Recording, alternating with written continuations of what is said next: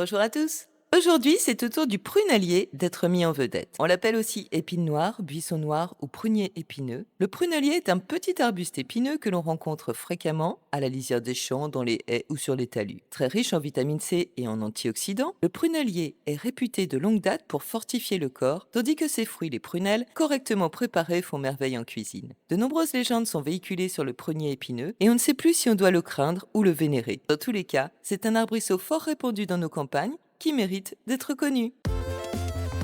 Le prunellier, Prunus spinosa, appartient à la famille des rosacées. Il est très présent et très commun de l'Europe de l'Ouest à l'Asie mineure, en passant par le nord du Maghreb. C'est un arbuste vivace, dense et buissonnant, à croissance rapide, qui mesure entre 2 et 4 mètres de hauteur. Il vit environ 50 ans. C'est une espèce pionnière qui supporte mal la concurrence et qui peut vite devenir envahissant. Il forme souvent des forêts impénétrables du fait de ses nombreuses branches épineuses et sa forte tendance à drageonner. Son écorce est foncée, souvent noirâtre, d'où son surnom d'épine noire. Les rameaux sont rigides, brun foncé, armés de redoutables épines, et les piqûres d'épines de prunellier sont douloureuses et peuvent occasionner des infections car elles se cassent facilement et de petits fragments peuvent alors rester sous la peau. Ces feuilles sont caduques, petites, ovales à lancéolées, finement dentées, alternes. Elles sont d'un vert foncé en été et prennent une teinte jaune en automne. Elles apparaissent après la floraison, contrairement à beaucoup d'arbres. Les fleurs sont blanches et très abondantes, elles apparaissent en mars-avril avant les feuilles et elles sont regroupées en bouquets solitaires sur les rameaux nus. Elles ont 5 pétales et attirent de nombreux pollinisateurs. Le fruit est la prunelle,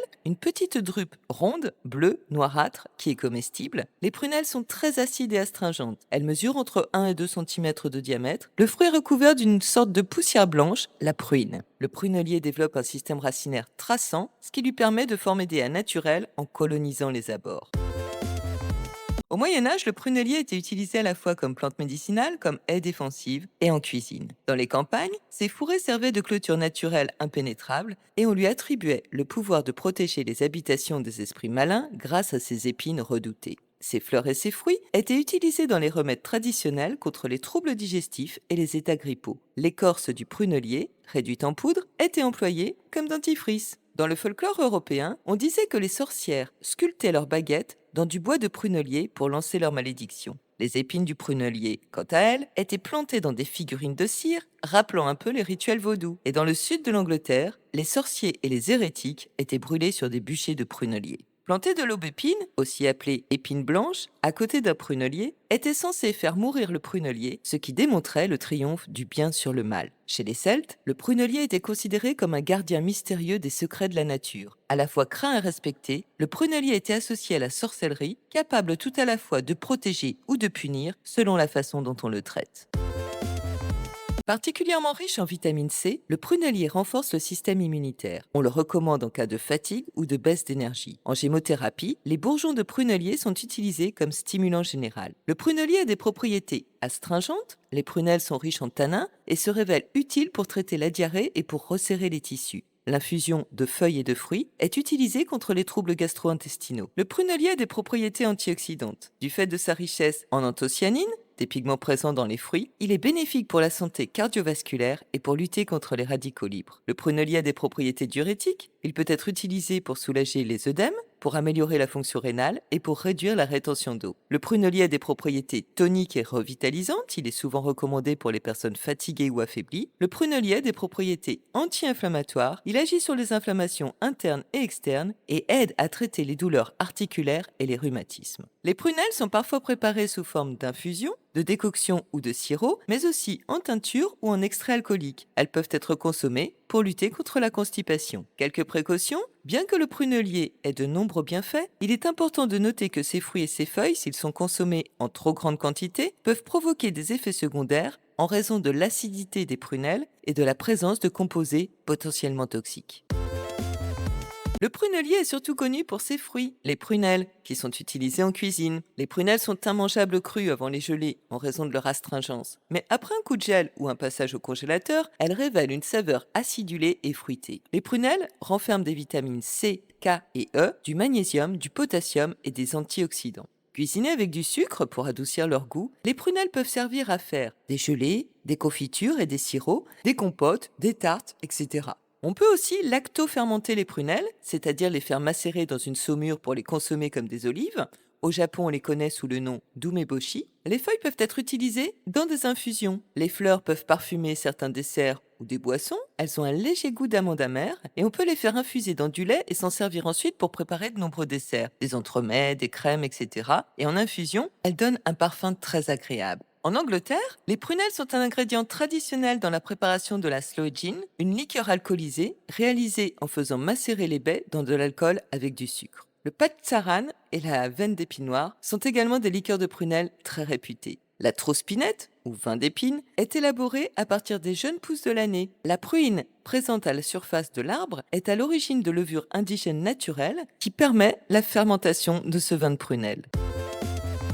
Les fleurs se récoltent en mars-avril, juste après leur éclosion, par temps sec. On les fera sécher rapidement, à l'ombre, pour les infusions. Les feuilles de prunellier peuvent être récoltées au printemps ou en été, juste après la floraison. Les prunelles, elles, se cueillent à la main, à l'automne, après les premières gelées. Ou alors, si vous ramassez des prunelles avant qu'elles aient été blêties par le froid, vous pouvez les mettre 24 heures au congélateur pour retirer l'astringence. Elles peuvent d'ailleurs tout à fait être conservées au congélateur pendant quelques mois. Le prunellier est un atout pour la biodiversité. Ses fruits sont appréciés de la faune sauvage, ils attirent les oiseaux, comme les grives et les merles, ainsi que de petits mammifères frugivores, comme les muscardins, et ses fleurs précoces ravissent et nourrissent les abeilles. Le prunellier habite aussi de nombreuses espèces de papillons, dont les chenilles pourront se nourrir de ses feuilles. On y trouvera par exemple le paon de nuit, la livrée des arbres, le flambé, le gazé ou encore la feuille morte du chêne. Au jardin, le prunellier peut être utilisé comme porte-greffe pour le prunier, le pêcher ou l'abricotier. On obtiendra des arbres nanifiés, cantonnés à une hauteur de 1,50 m en fonction de la variété greffée et du terrain, et la mise à fruit interviendra en général sous 2 à 3 ans. Le bois de prunellier est très dur et dense. On l'utilise traditionnellement en marqueterie et comme bois d'œuvre. Il sert aussi à fabriquer des jouets, des manches d'outils et des cannes et bâtons de marche appelés cannes d'épines. Le shilelag est associé au folklore celtique et reconnu comme un symbole traditionnel de l'Irlande. Ces cannes fabriquées à partir d'une branche de prunellier, terminée par un nœud, sont en général munies d'une sangle à leur extrémité. C'est à la fois un bâton de marche et un bâton de combat. Son nom vient de la forêt de Shilelag, dans le comté de Wicklow. À l'origine, il s'agissait d'un bâton solide conçu pour l'autodéfense lorsque le port d'armes n'était pas autorisé. De nos jours, le shilelag est considéré comme un bâton de marche, robuste et léger, symbole de distinction, et il est encore souvent rangé et conservé derrière le bar dans les tavernes irlandaises. En cosmétique, l'huile extraite des noyaux de prunelle est riche en acides gras essentiels. Elle est appréciée pour ses propriétés nourrissantes et régénérantes pour la peau, et on la retrouve dans des lotions tonifiantes, des crèmes anti-âge, des soins capillaires et des masques purifiants. En aromathérapie, l'huile essentielle de prunellier extraite des fleurs et des jeunes pousses est connue pour ses propriétés apaisantes sur le système nerveux, tonifiantes pour la circulation et drainantes pour le système lymphatique. L'écorce de prunellier était autrefois utilisée comme colorant pour teindre en rouge la laine et le lin. Les épines de prunellier, elles, servaient à confectionner une encre spéciale. En spiritualité, le prunellier symbolise la protection et la persévérance. C'est un arbre de résilience qui nous apprend à rester fort face aux difficultés de la vie. Dans le langage des fleurs, les fleurs de prunellier symbolisent la résurrection et le renouveau. Bref, le prunellier est présent partout autour de nous dans les campagnes. On le reconnaît aisément à ses petits fruits bleu foncé et ses épines féroces et défensives. Depuis toujours, le prunellier a été lié au monde de la magie et de la superstition. Son surnom d'épine noire lui donne une dimension mystique. On l'oppose souvent à l'épine blanche, qui est le surnom donné à l'aubépine, et comme pour renforcer une dualité naturelle qui perdure depuis de lointaines origines. En santé naturelle, le prunellier apporte ses bienfaits en revitalisant le corps, tandis que ses prunelles, blêties et correctement préparées, régalent nos papilles. Vraiment, le prunellier mérite d'être connu et reconnu, autant pour ses légendes que pour ses qualités. Qu'il soit à craindre ou à rechercher, ce sera bien à vous de décider. Et si vous avez apprécié et aimé cette vidéo, pensez à liker et à partager ce lien pour faire connaître la chaîne et bien sûr à vous abonner. Vous pouvez retrouver les recettes et cette fiche plante sur le site de lapetitemusiquedansla-forêt.com dont le lien figure en barre de description. Et tous les commentaires sont les bienvenus, qu'il s'agisse d'apporter des précisions, de formuler des appréciations ou de poser des questions. Et moi je vous dis à mardi prochain.